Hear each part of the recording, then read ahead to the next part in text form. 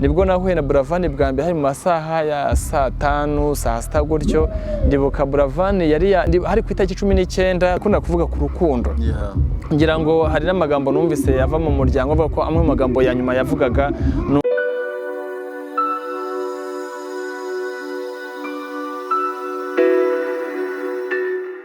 ndabasuhuje abantu mukurikiye Legacy TV muri mu bice bitandukanye by'igihugu mu Rwanda mu ntara zitandukanye abari muri Kigali abari muri diaspora cyane cyane muri Amerika Canada mu Burayi muri Aziya mu bihugu bitandukanye abari mu gitondo abari kunywa abari nimugoroba nyamuneka ukore subscribe kandi kunzogera ikindi kiganiro tugiye gukora nyamuneka mugisharinge nibura kigire views miliyoni kuko tugiye kuvuga exactly kubona kuri YouTube channel exactly icyo tubasaba no kudutiza amaso amatwe n'umutima Patrick amakuru y'imisi mu runana bimeze bite makuru ni meza ndashima Imana turakina kinamico habari mu runana habari mu ndamutsa zarabiye cyase kuri radio Rwanda hose ndahakina bimeze neza cyane yes muri imisi rero turi mu bihe bigoye bitandukanye twabuze ibyamamare bitandukanye inshuti abavandimwe ndavuga Buravan ndavuga Yanga ndetse na mama Medi ndetse n'abandi bagiye biteye Imana mu minsi ya mbere yabo nabo turabifuriza iruko ridashira n'abadukurikira afite abo bapfuye bari hanze abari mu Rwanda mu bihugu bitandukanye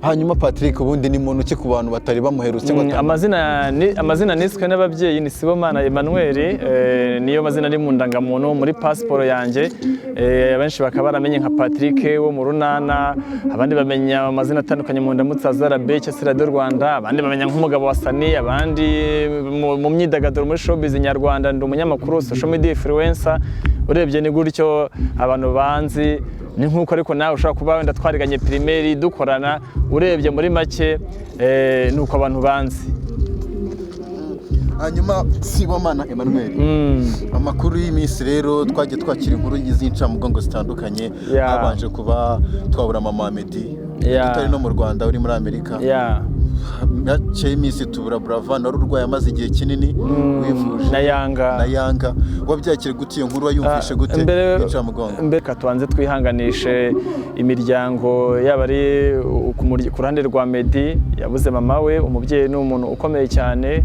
habari ku muryango wa Buravan turabihanganisha muri bino bihe bikomeye byo kubura umwana wanyu inshuti yacu inshuti n'abavandimwe twamukundaga habari ku muryango wa nyakwigendera Yanga twihanganisha umuryango we abanyamakuru abo bahoraga muri sinema nyarwanda abanyarwanda bose muri rusange ndabanza kubihanganisha uburyo nabimenye rero namenye nk'abandi bose ku mbuga nkoranyambaga wenda byatangiye twumva ko inkuru y'inca mugongo mama wa Medi yitabye Imana kugeraho Buravan na Yanga mu by'ukuri uburyo wabimenye cyase uburyo abenshi babimenye twese ni ku mbuga nkoranyambaga na cyane cyane ko nanjye ndumwe mu bantu bo ku mbuga nkoranyambaga ndetse social media influencer gusa ndihanganisha imiryango yabo ariko n'abantu bo muri sinema mu muziki muri showbiz n'abanyarwanda bose mu rusange bari mu Rwanda n'abari hanze yarwo yes Patrick tudatinze rero usanga abantu benshi dutangira kwitekerezaho cyangwa se kureba uburyo tubana n'abandi ari uko wenda tubuze inshuti cyangwa tubuze abavandimwe wowe iyo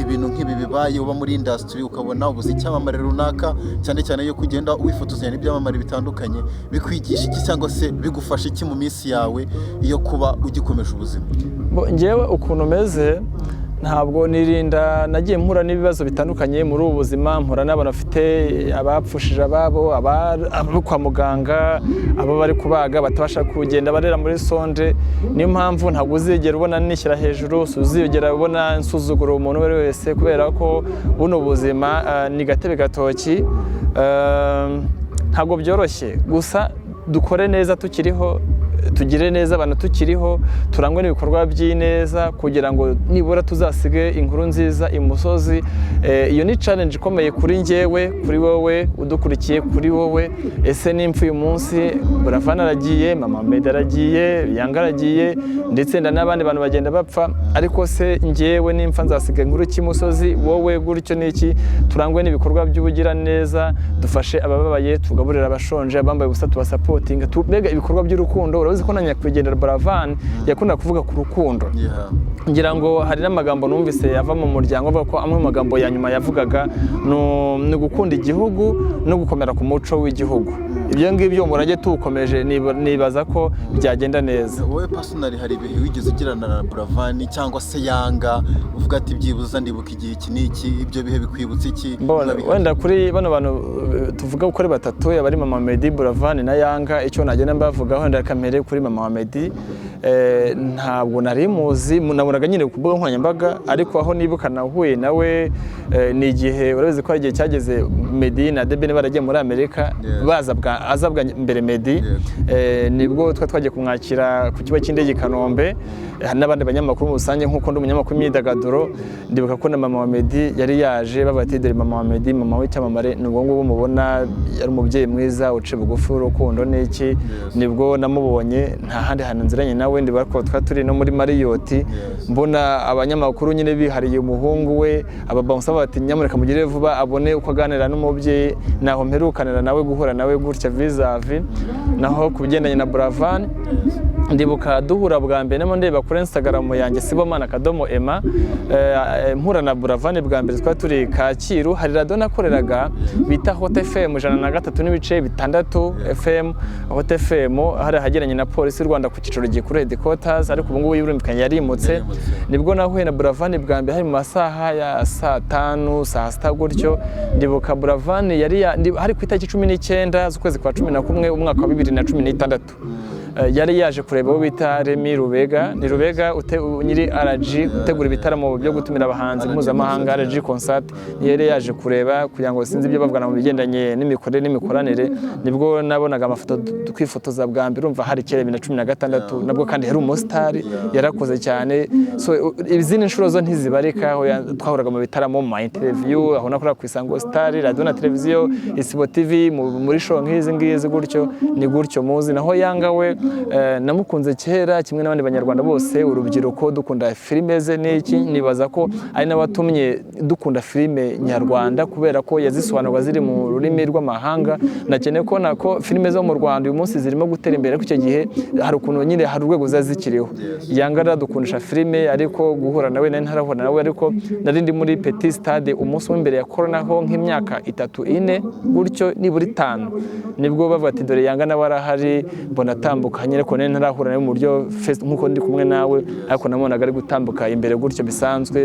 Ubundi nkamona nko mu ndirimbo ya Charina Nina haraho agaragara n'iki, ari gusezeranya abageni, ariko duhombye intwari muri showbiz nyarwanda. Tugaruke kuri Buravan rero cyane, usanga ari urungano, yari umuntu mugari, ni uruhe rwibutsa gusigiye? Ni iyihe ndirimbo ye byibuza n'uyu munsi ukibuka avuga ati nk'iyi ndirimbo byibuza ngiye numva ko Buravan agihari? Guhera ku ndirimbo yatangireho, nyitangira kumva indirimbo ze zikanjyamo cyane, ni indirimbo yakoranye na ntuza Uncle urwo ngukunda, ariko urebye buri gihangano cye cyose gifite icyo kivuze. Urumva nta ndirimbo bavuga ngo ino ndayikora cyangwa se nyikora, ngo buri ndirimbo gifite umwihariko wayo. Ariko ku kibazo nk'icyo ngicyo wenda icyo navugaho, uribuka harya n'umwaka ushize nyakwigendera Jay Polly yitaba Imana, hari indirimbo uwo bita Fireman na Neringabo bakoreye muri Kina Music.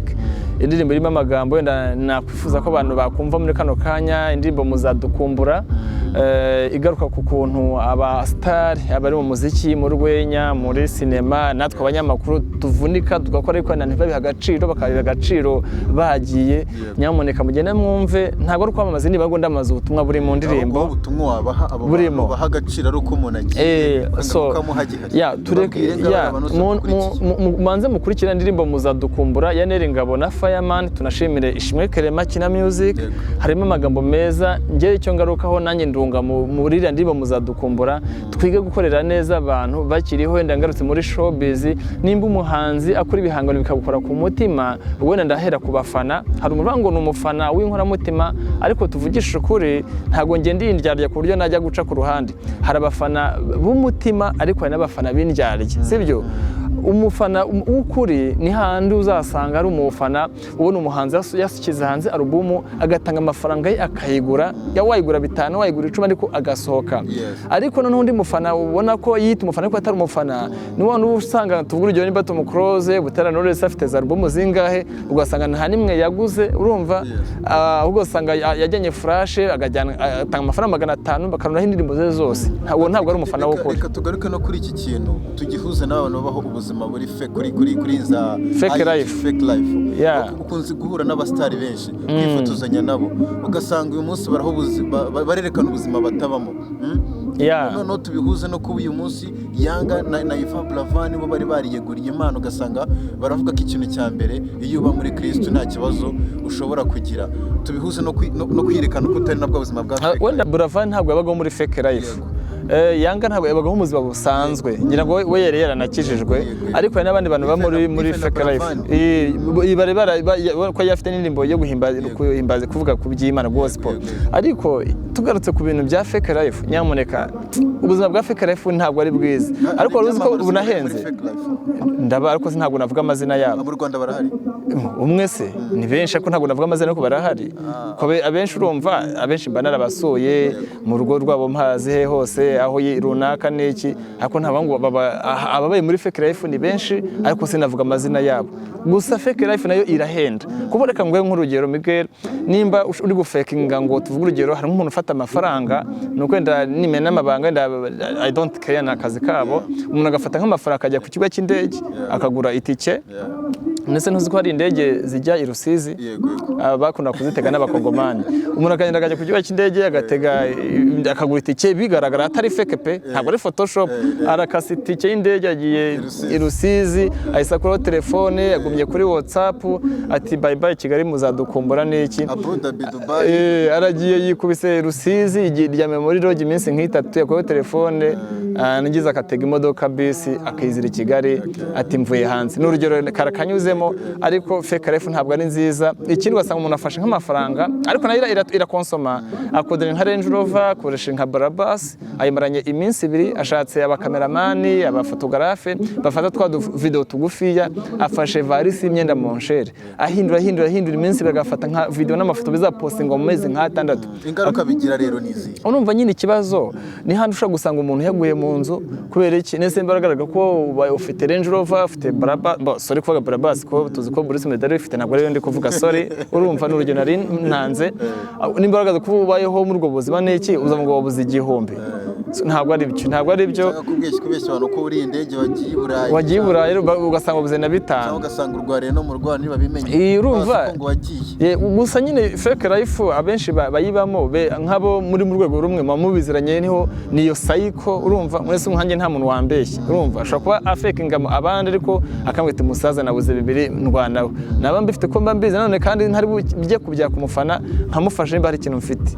Gusa nyine ntago ngiye mfite umutima wo gufasha, ariko ntago ndindira ko umuntu abimbwira, na cyane nk'abantu ona nk'abana bari ku muhanda nk'iyo nsanze reka no kubivugaho. Ntabwo byiza kwivuga ibyiza ukora. Onye ko karasera bamutema kuri Twitter n'iki, sorry ko navuze ko hari umuntu mfasha, kirazira reka ndire abandi bazabyivugira, ntabwo ari ibyo. Hari ikintu benshi bakikubona bakwibukiraho urukundo rwawe na Sani. Uyu munsi noneho uri muri situation ya Dore Imbogo, wa mukobwa uririmba abantu mbona muri iyi minsi bose bari gukoresha ama interview. Ubuzima bwawe na Sani bwo bwaje kuvaho gute? Ubushuti bwawe na Sani bwaje kugenda? Urumva Sani abantu baba ngo nkundana nawe, abandi bati ni fake life n'iki. Ndagira ngo mbibutse ko Sani ni umukobwa, ni umufemale. Ntabwo byari fake life ariko nibyo ngiye kubwira.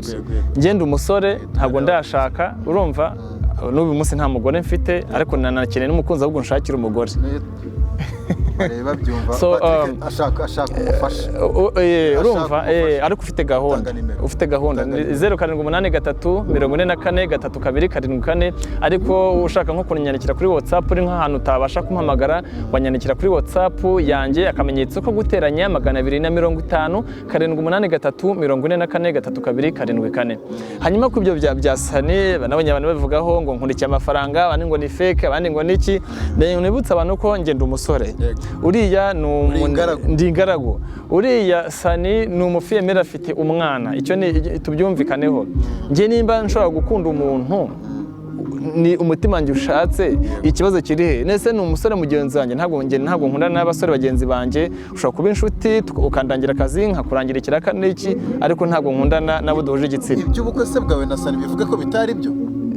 Ushaka twarashwanye. Yerekanye property yanjye kuri Instagram live, tuvuga ukuri, yagiye live. Okay, icyatumye biha yagiye kuri live aramwe arasinda yerekana property yanjye, ndarakara ariko mpura n'igitutu nanone cya social media.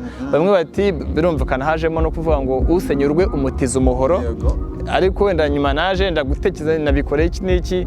Kuva navuka, tuvugisha ukuri, kuva navuka kugeza uyu munsi, ririya joro guhera akiyambura ubusa cya gihe, nibwo nahamagwe n'abantu benshi batabarika, nibwo nandikiwe n'abantu benshi batabarika, nibwo noherejwe ibintu ama screenshot utuvideo n'iki, nabaye nanjye numvise mu mutwe mbaye nk'ubaye crazy ukuntu wagize turoma n'agahinda. Bijya bibaho nyine, irumva ijoro riba riraye, iyo byumva gutyo. Buriya najyaga nibaza ubundi ubuzima bw'abasitari bubaho gute. Nasogongeyeho.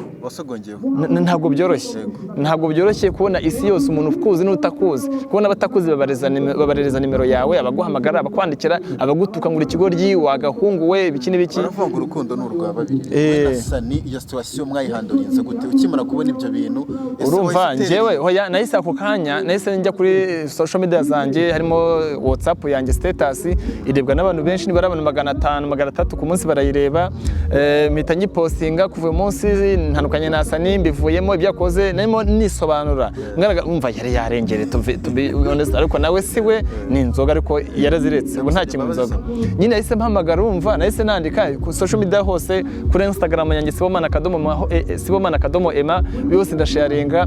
Abanyamakuru batangira kumpamagara, nirwaga nkora ibiganiro nibura nka 25 ku munsi, 15 gutyo n'iki. Nahita mpamagara, nurumva yababaye, ninjye yarasigaranye nanjye Sani, nanjye narakaye, ariko nanjye si njyewe, ni igitutu cyari kindiho.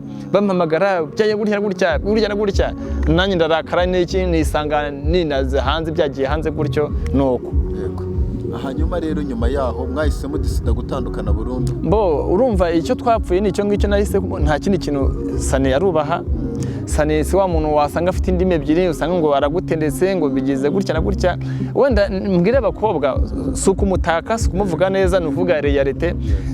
Abakobwa wenda tuvugisha ukuri, muri Kigali bashiki bacu turabakunda, nabari umuntu abanye n'abakuru banjye turabubaha, ariko harimo bamwe na bamwe batari serious mu rukundo. Ugasanga umukobwa aragutendeka, umusore aragutendeka n'iki, ariko mbasobanure ngo abakobwa bamwe na bamwe b'i Kigali urumva bagize urukundo nk'urwa Sani, ndavuga mu mikorere, muri pratique.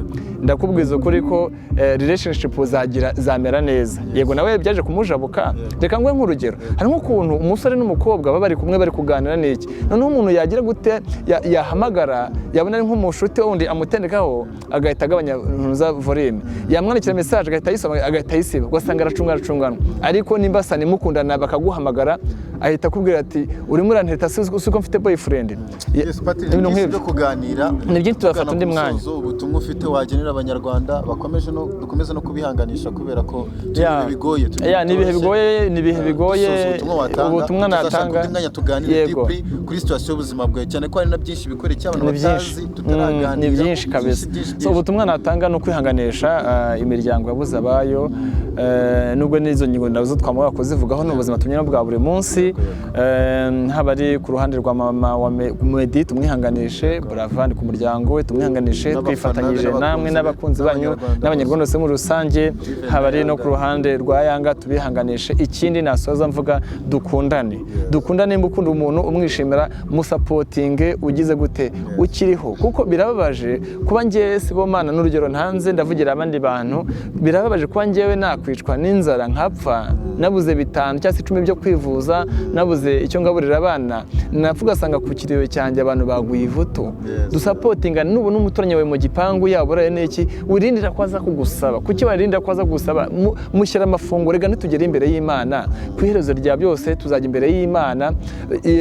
Bazavuga ngo nari nshone ntiwamfungurira, nari ndwaye ntiwansura n'iki. So wenda nicyo nasoreza, wenda munyemere namvuga ibyo ndimo. Hari abajya bambaza ngo ukora iki kinyamakuru, aho nakoraga nta gitangazamakuru mfite, navuye ku Isango Star TV serivisi nyakorera ubu icyo ndi gukora ni ukuzamura isoko bw'amaresi nkibikora ariko mbonye aho nkorera nahakora ubu icyo mpugiyeho ni ukuzamura social media z'abantu gutanga aba followers ba Instagram kandi cyiza ntabwo nkwaka password yawe gutanga views zo kuri YouTube like kuri Instagram hose ngira ngo wenda nakubitsanya abantu nimero yanjye umuntu washaka ukeneye izo serivisi kuri WhatsApp akamenyetso ko guteranya 250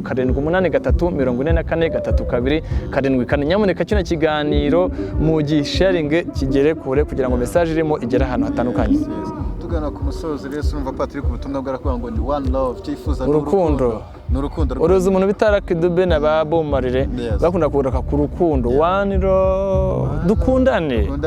Yes, Patrick uzashaka undi munsi tuganire umva ko ari ibintu byinshi ari kuri dore imbogo ntabwo atubwiye uko bimeze tuzabigarukaho hagati yawe nawe nibyo tuzaganira dufite ibintu byinshi bashaka umunshingira asa ubona ari ikintu atwaye oya ntacyo atwaye njye ndimo ndavuga abantu baranyobera mama wangu ngo dore imbogo ni mubura mukobwa ni mwiza reka nkubwire uramukobwa afite uruhu ruri naturere avuga ikinyarwanda ntisize mukorogo gusa ntago sorry abayise mukorogo ntago nabo twakunanye bafite mukorogo reka tubireke niki urumva nta kinabaye